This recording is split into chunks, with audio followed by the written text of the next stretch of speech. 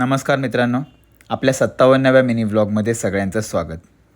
आज सुंदर अशी सकाळ आणि आईने नाश्त्याला बनवले होते आलू पराठे. तर मला नक्की कमेंट करून सांगा की आलू पराठे कोणाकोणाला खायला आवडतात.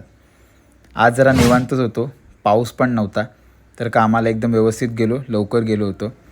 जवळपास 2 वर्षापूर्वी मी फार्मसी पासआउट झालो आणि तेव्हा जेव्हा नवीन जॉबला होतो तेव्हा हा मी एप्रन घालायचो आणि हा बॅच. तर आज एवढ्या वर्षानंतर पुन्हा घातला आणि आठवणी ताज्या झाल्या. त्याच्यानंतर आपला रोजचा दिनक्रम खाण्यापिण्याचा.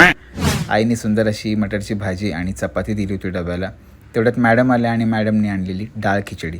आता डाळ खिचडी बोलल्याबरोबर आपलं कम्फर्ट फूड. तर डाळ खिचडी आम्ही दोघांनी पण खाल्ली. मला खूप आवडते. थोडंसं काम केलं आणि मला झोप यायला लागली. सो फ्रेश झालो. दिवसभरातली सगळी कामं आटपली आणि मग आपली जायची तयारी. रोजच्यासारखा तोच पाऊस आणि तीच रात्र. That's it.